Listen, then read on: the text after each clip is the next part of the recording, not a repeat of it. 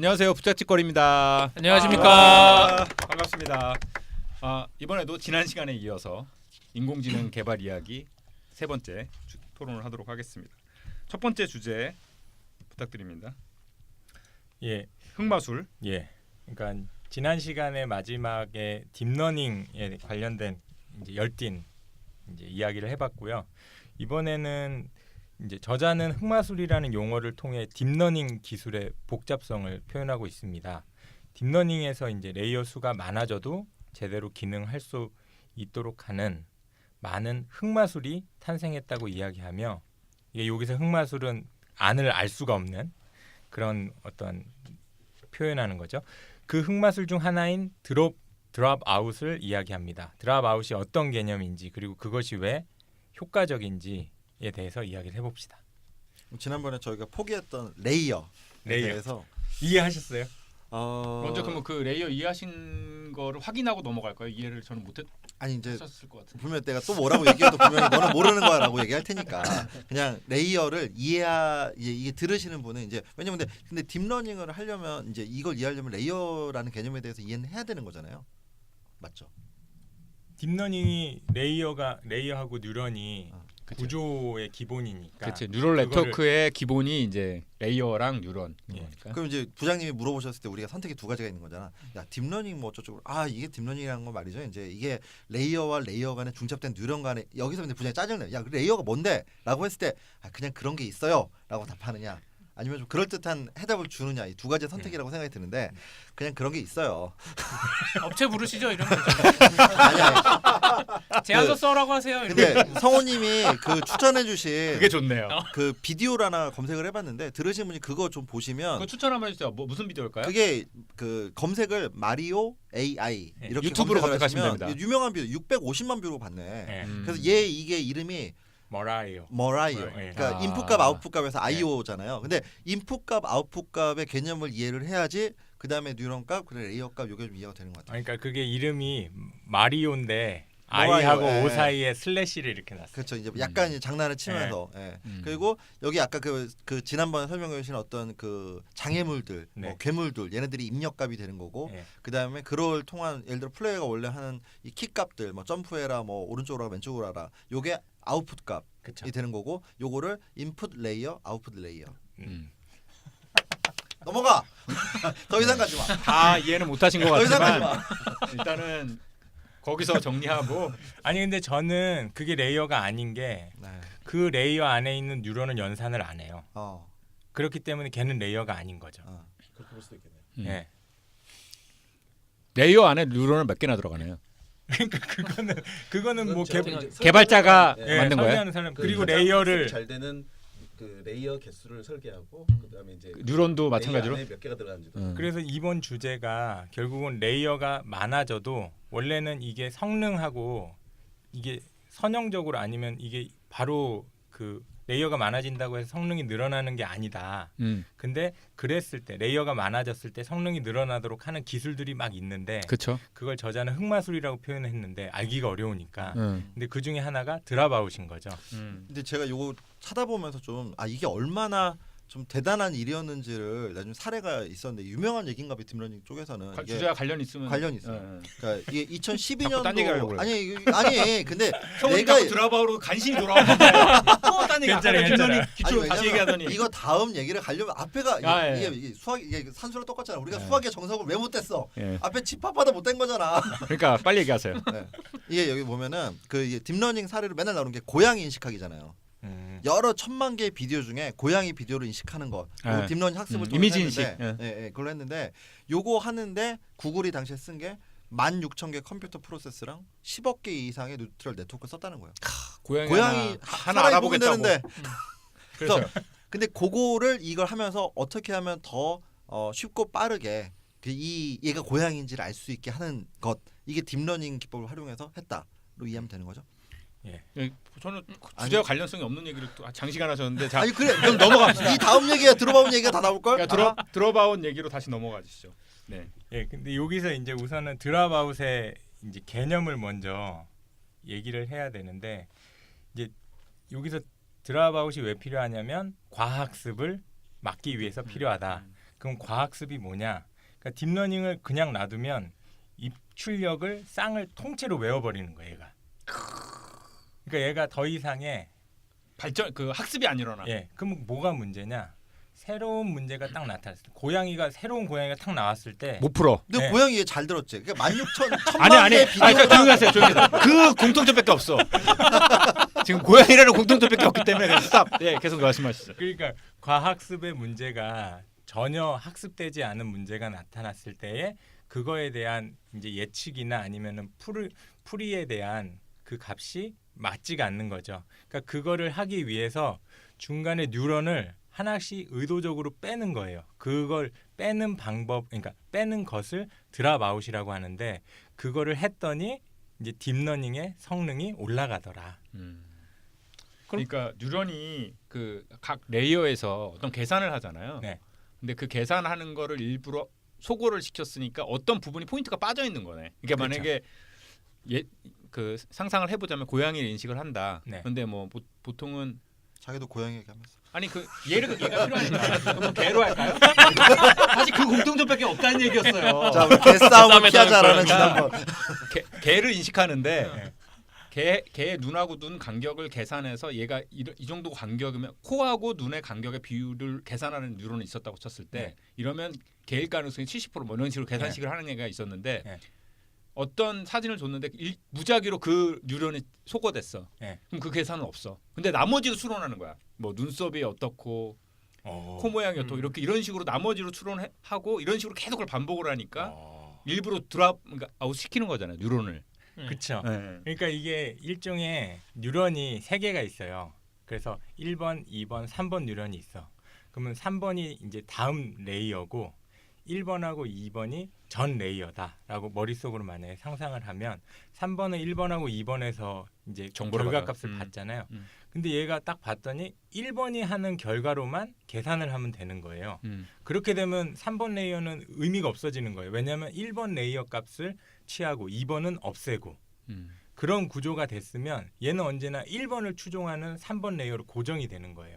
근데 그렇지 근데 않게 되면은 1번을 빼버리면 얘가 갑자기 어떡하지? 예, 이러면서. 그래서 이제 뭔가 특징을 새롭게 찾아내려고 한다라는 거죠.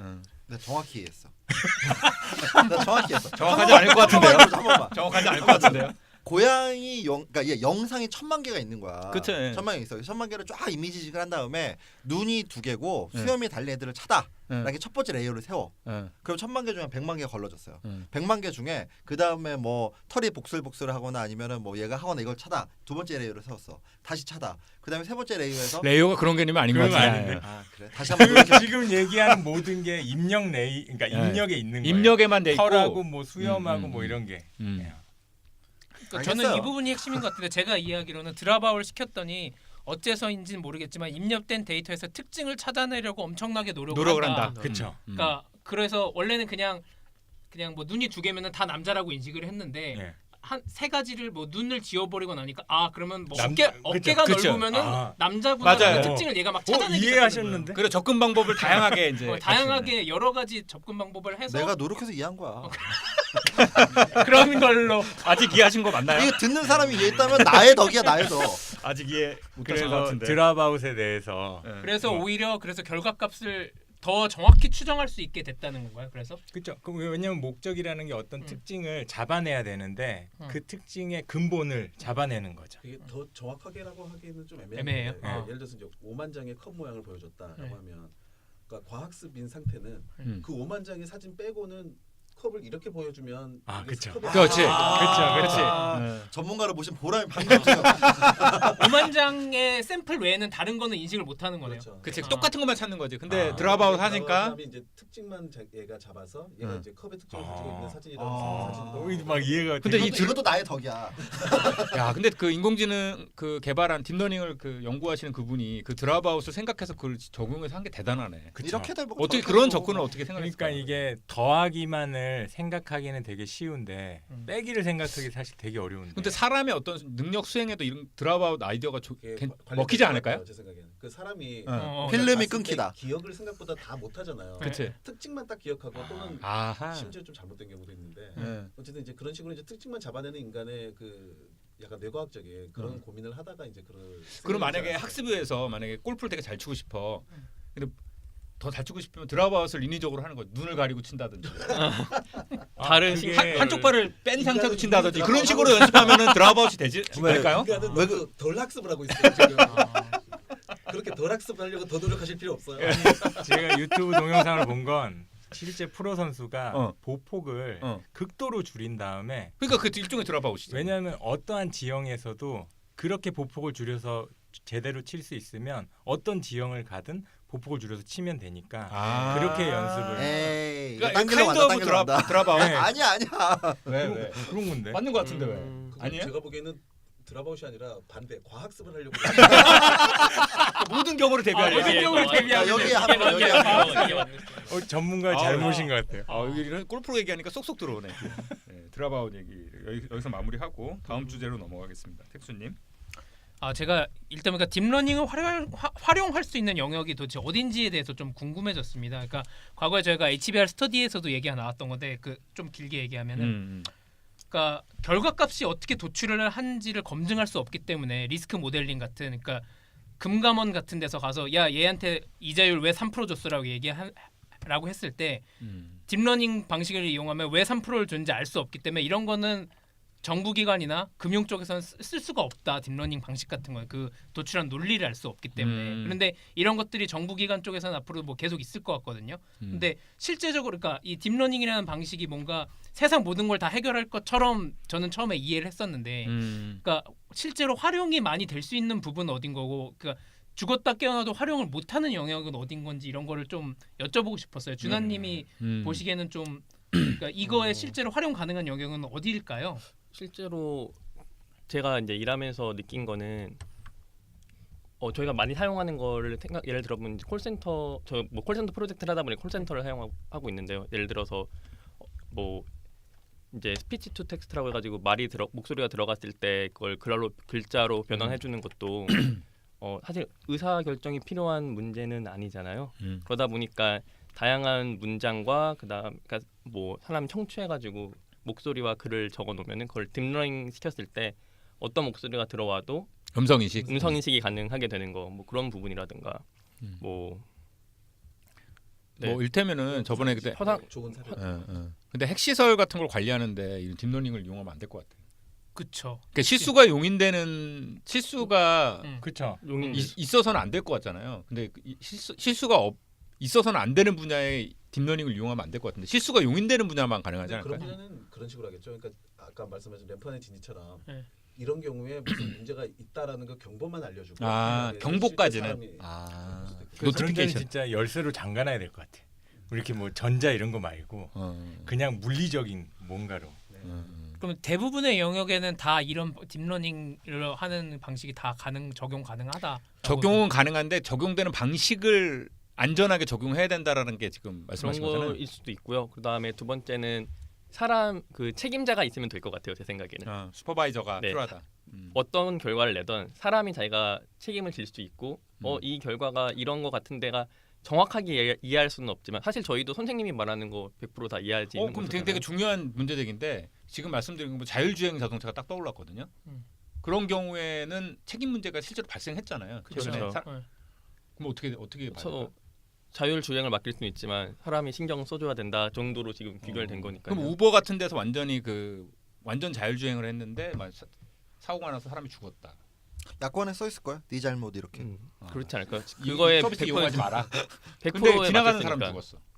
쳐가지고. 그건 이제 그 약관에 회사의 동의하면서 회사의 예, 대표이사가 책임을 져야 되나요? 이용에 대한 책임은 개인한테 있지 않을까요? 서비스를 이용하는 근데 그걸로 인한 그 데미지를 누가 다 콜레테럴 대신해줘야 데미지를 되나? 누가 입으면 그러니까 룰 베이스는 교통사고에서 똑같이 적용이 되는 거고 그 교통사고에서 과실 책임이 100% 차에다 간다고 했을 때 그 차주 거기 약관에 동의한 차주와 그 소프트웨어 설계 그쪽이랑 같이 해서 책임 배상 나누겠죠. 뭐 그런 식으로 갈 것 같은데 그 저는 택수님이 아까 처음에 들어갔던 질문 돌아갔을 때 이거 보면서 그 생각이 자꾸 들었어요. 저희가 2000년대 중후반 때 뭐 그런 거 많이 했었거든요. 그러니까 안면 인식 그다음에 뭐 패턴 인식. 요즘에 중국에서는 엄청 핫해요. 네. 근데 그때 당시에 어떤 거냐면 예를 들면 뭐 동영상이 뭐 엄청 많이 있어. 그럼 그 중에 송혜교가 누군지 오늘 송혜교 많이 등장. 근데 송혜교 누군지를 지금은 사람이 일일이 다 메타데이터를 입력해야 되는 거예요. 얘는 송혜교의 동영상. 근데 이 패턴 인식이나 이미지 인식을 사용하면은 이거를 쭉 하면은 얘는 송혜교를 다 골라가지고 그거를 검색이 가능하고 또 중복 검색값을 제거해주고 이런 서비스를 했었어요. 근데 그때 요거를 들어갔을 때 어려웠던 측면이 그 인식 정확도랑 스피드랑 뭐 이런 것 때문에 되게 어려움이 있었거든요. 근데 그 다음에 요즘에 구글 포토에서 돌아가는 걸 보면은 그 인식률이나 스피드가 엄청나게 많이 개선이 됐더라고요. 그럼 질문을 이렇게 바꿔볼게요. 지금은 다 토론이 딥러닝을 잘 될 건데 딥러닝의 그 부작용을 어떻게 하면 막을 수 있느냐에 대해서 지금 말씀을 하고 딥러닝은 점점 잘 되고 있다라고 말씀을 하시는 건데, 그렇죠? 근데 죽었다 깨어나도 딥러닝을 적용하지 못하는 영역이 있다라는 건 없는 건가요? 지금 아까 제가 말씀드린 금융회사에서 리스크 그 뭐 산정하는 거에 대해서는 이거는 죽어다 깨어나도 못한다라고 이미 얘기하고 이렇게 있어요. 한번 해보세요. 택수님이 이건 안 될 것 같아요 하면 예를 한번 들어봐봐. 그러니까 저는 이거 말고는 크게 지금 아니, 없어요. 리스크 제가 관리도 네.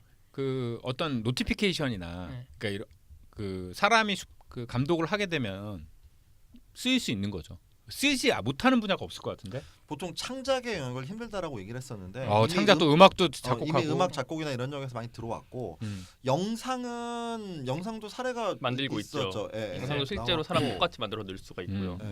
물론 한계나 뭐 아니면 뭐 그런 거 있긴 하지만 소설도 뭐 등장을 했고 뉴스를 뭐 많이 했었고. 그렇죠. 뉴스를 제작을 하죠. 간단하게. 그렇죠.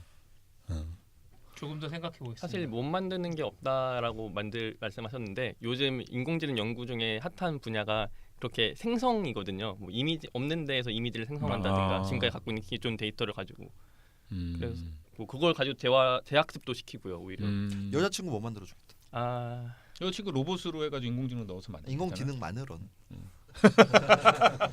아니 제가 그 적용하는 걸 되게 많이 좀 찾아봤어요. 근데 뭐 인구 통계 및 선거 예측, 그러니까 구글 그 거리뷰 있잖아요. 그걸 하면 그 지역의 인구가 얼마나 살고 그 다음에 그 거리뷰를 찍었을 때 지나가는 차가 뭐 픽업 트럭이 많이 지나가냐, 세단이 많이 지나가냐. 그래서 세단이 많이 지나가면 거기는 민주당 지지자가 많은 확률이 거의 88%라고 나와 있더라고요. 그 상관 미국의 이제 민주공화 이게 말씀하시는. 그러니까 그게 결국은 이제 AI가 있고 그 구글 그 거리 포토를 넣으면은 그 지역의 인구가 몇 명 살고 그 다음에 그 정치 성향이 뭐고 그런 것들을 예측을 할 수 있는 거예요. 그러니까 결국 정치 성향을 알면 선거 결과를 예측할 수 있는 거고. 근데 그렇게 그 딥러닝이 맞는 키라면 주식 매매에서 돈 벌게 해주면 얼마 좋을까요? 주식 매매에서 돈 벌기 하고 있는 걸로 알고 있습니다. 투자. 근데 그거 제가 알기로는 수익률이 엄청 떨어지는 걸로 알고 있어요. 수익률이 그다지 좋지 않아요. 근데 기본적으로 로보어드바이저가 인공지능 아니지 않아요? 그냥 인공지능은 아니에요. 네, 현재 인공지능 수준까지는 아니고. 그리고 그 파이낸셜 마켓도 제가 찾아보니까 신용 점수 계산도 이미 하고 있고 그다음에 포트폴리오 관리, 그래서 투자 최적화를 어떻게 하면 되는지. 성우님 공부 많이 하셨어요. 그런 게 가능한데요. 네. 솔직히 지금 투자 쪽은 뭐 이 논의를 더 할 필요는 없을 것 같아요. 그리고 한 가지가 시장 남용을 탐지하기 위한 불법 패턴 식별. 그런 거는 진짜 많이 할 것 같아요. 그래서 그런 2007년도에 금융위기가 발생을 하기 전에 우리 시장이 무너지고 있다. 그러면 어디에다가 규제를 미리 넣어야 되는지 이런 패턴 인식하고 경고를 해주는 거지. 근데 저는 그럴 수 있다는 거죠. 시장에 위기가 오고 있어. 우리 시장을 어떻게 해야 돼라고 얘가 결론을 냈는데 그 결론이 어떻게 나는지 모르는 거잖아요. 그러니까 그 논리적 추론의 근거를 모른다는 거지. 네. 그러니까 그거 어떻게 대응을 하겠냐는 거죠. 그러니까 걔는 뭐 전 세계에 있는 데이터를 엄청 봐가지고 데이터를 보고 데이터 봐가지고 뭐 했는데 과거에는 그 전에는 그 금융위기 터지기 전에도 주택담보대출이 굉장히 문제가 서 이게 언젠가 터질 거라는 모든 걸 사람들이 알고 있었어요. 그러니까 그래서 그 다음에 대응이 가능했던 건데 대응은 돈을 벌 수 있잖아요. 그런데 그 얘기를 잘 생각해 보면 그 뭐 우리가 보통 역사에서 뭐 1차 세계 대전의 원인, 2차 세계 대전의 원인 이렇게 얘기를 하잖아요. 그러면 뭐 그 무슨 사건이 도화점이 됐다라고 하지만 그 사건 때문만에 생긴 건 아니잖아요. 뭐 그렇죠. 그렇게 하지만 여전히 그러니까 뭐 논지가 좀 흐트러지긴 했는데 이렇게 뭐 예측을 한다라고 해도 대응 방식을 알 수는 없어요. 근데 저는 그러니까 예측의 논리는 모르더라도 대응을 해서 돈을 벌 수는 있지. 떨어진다라고 하면 결국 그러니까 제가 뭐 그 예를 들면은 우리가 갑자기 시장이 급격하게 아, 이제 될 거야. 다운사이즈 위험이 크다. 그러면 라고 하면 근데 그냥 거기다 공매도를 친다. 옵션 근데- 스트레스 옵션을 근데 타는 거지. 택수님의 어떤 말은 의도를 지금 알겠는 게 지금 문제가 많이 되고 있는 게 그래서 프로그램 매매를 많이 걸어놓잖아요 기관들이.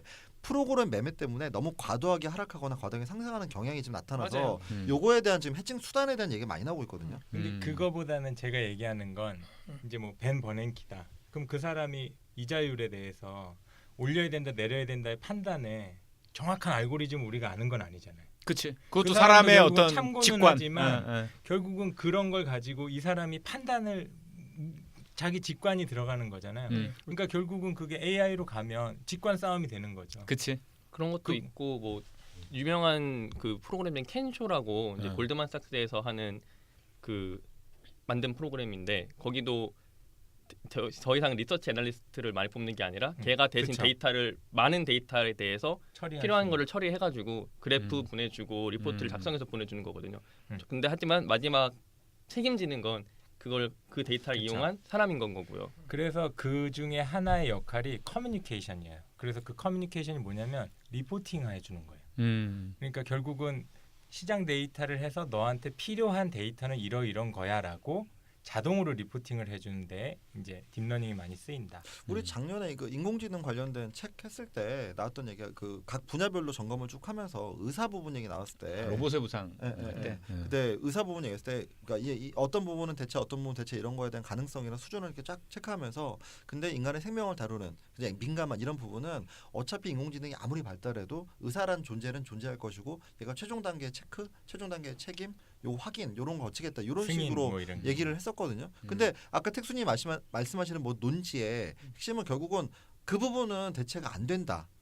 그러니까 근데 대체가 안 되는 이유는 기술적인 이유 때문에 대체가 안 되는 게 아니라 어떤 사람의 불안감이죠. 네, 그다음 제도적, 그다음 책임의 문제 이슈 이 때문에 대체가 안 되는. 아 그리고 또 이슈가 저번에 될 한번 재밌는 말씀하셨었잖아요. 인공지능으로 대체가 안 될 것 같은 그때 직업군. 직업군. 그때 잠깐 네. 카페에서 이야기했었는데 아, 말씀해 주시면 좋을 것 같아요. 제가 생각했을 때 인공지능으로 대체가 안 되는 직업군은 그 투자 대비 효율이 좋지 않은 직업군이라고 생각을 그런 게 하나가 있고 두 번째로는 이제 책임을 져야 되는 직업들이라고 생각을 해요. 두 번째는 얘기는 했으니까 첫 네, 번째는 첫 번째가 대표적인 제가 미용사나 간호사라 생각이 들거든요. 실제로 머리를 자르는 거를 사람이 하는 게 어떤 기계를 만들고 인공지능으로 데이터로 학습시켜가지고 자르게 하는 것보다 훨씬 싸죠.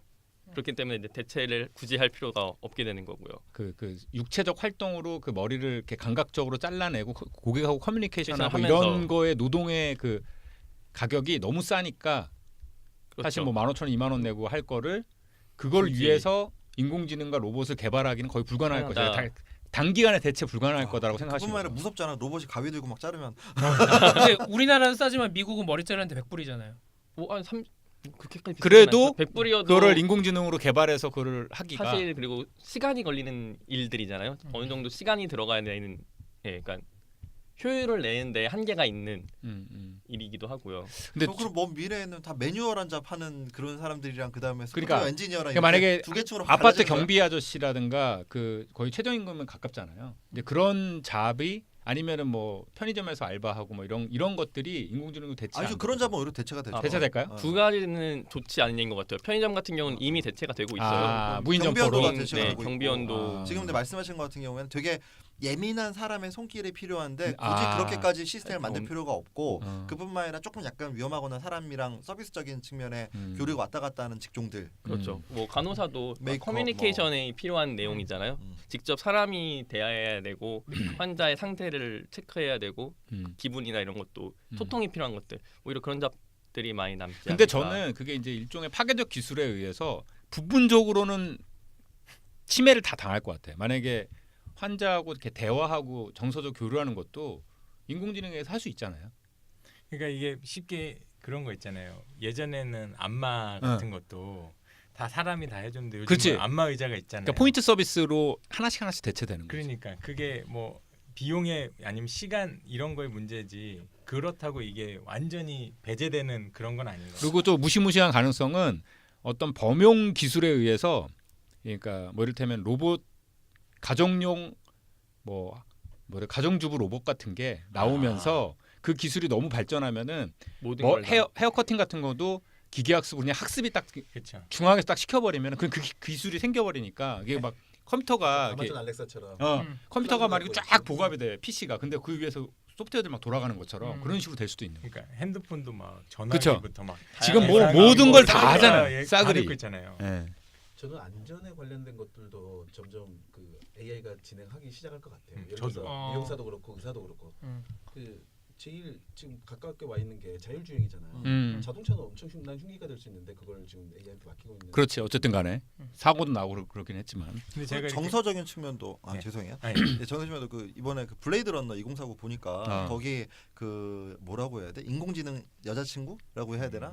가상 여자친구라고 해야 되나? 그렇죠. 네, 그 그러니까 정도의 정서적인 거를 해주잖아. 정서적인 교감이 허 나오는 같은 부분인데. 그런 내용. 그죠 그 부분이 제일 좀 인상 깊게 봤던 부분이거든요. 그러니까 거기가 처음에는 집에 가면은 홀로그램으로 이렇게 여자친구가 있어요. 근데 그거는 이렇게 기계 집에 있는 기계에 부착돼 있어요. 근데 돈을 더 내면 그걸 들고 다닐 수가 있어. 아. 그게 홀로그램 떠요. 어. 나중에 돈을 더 내면 로봇이 오겠지. 어. 아니, 근데 그게 이걸 보면은 그 거기서 느껴지는 어떤 정서적인 근데 공감 유대감이 부분이 진짜 실제 상당히 사랑, 가능성 있겠다. 마치 사랑을 싶었어요. 실제로 느끼는 것처럼. 근데 또 다시 생각하면은 그렇게 발전되고 돈을 들여서 만드는 것보다 사람이 더 사람이 더 싸지 않나요? 아 그런데 대량으로 갈 수 있으니까. 사람의 인건비라고 얘기해 아. 주셔도 좋을 것 같아요. 홀로그램 여자친구를 10명씩 이렇게 집에서 기다리고 집에서. 있는 거야? 대량이라는 거는 아, 많은 기다리고 사람이 한 명씩. 네. 대량으로 기다리고 아, 있는 그래, 거야? 대량으로. 토론이 변질. 아 그게 아니었나요? 여기서 끊고 다음 주제로 넘어가겠습니다. 네, 다음 주제는 그 택수님. 이게 저희 책에서 계속 나오는 얘기인데 강화 학습과 지도 학습 두 가지 방식을 사용해서 포난자는 학습을 했다라고 얘기가 나와 있는데요. 강화 학습은 어떤 방식이고 강화 학습을 통해서 뭐가 좋아진다는 건 제가 이해를 못했어요.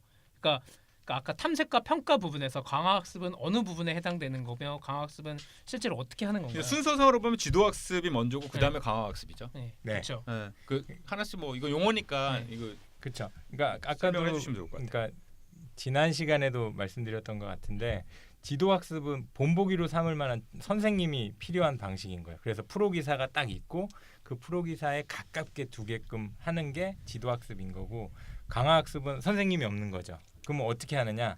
컴퓨터가 일단 닥치는 대로 이것저것 막 하는 거예요. 그 다음에 그 결과를 피드백을 하는 거예요. 평가를 해. 그러면은 내가 닥치게 뒀던 것 중에서 잘 됐던 거. 그럼 좀 이렇게 제가 이해한 방식이 맞는지 알려봐 주세요. 그러니까 지도 학습 같은 경우에는 예를 들면 바둑 기보가 전 세계 10만 개가 있어요. 그렇죠. 심상계를 넣고 나면은 더 이상 애가 똑똑해지지 그렇죠. 않아요. 근데 네. 방금 말한 것처럼 드롭 아웃을 같이 하게 되면 네. 그럼 강화 학습에 드롭 아웃이 포함이 되는 아니 건가요? 딥러닝. 딥러닝. 네. 그러면 그 드롭 아, 아웃하고 이해 못했어. 이해 못했다. 지금 바닥이 들어왔어. 쉽게 설명했어 쉽게. 아직 택수를 이해시킵시다. 알파고 1이랑 알파고 2가 싸워. 네. 그치. 그 다음에 알파고 2가 이겼어. 네. 그럼 얘를 채택해. 그거를 뭐 천만 대국을 해가지고 아, 지들끼리 싸워서 계속 발전을 시키는. 그러면은 이게 평가가 강화가 되는 거예요.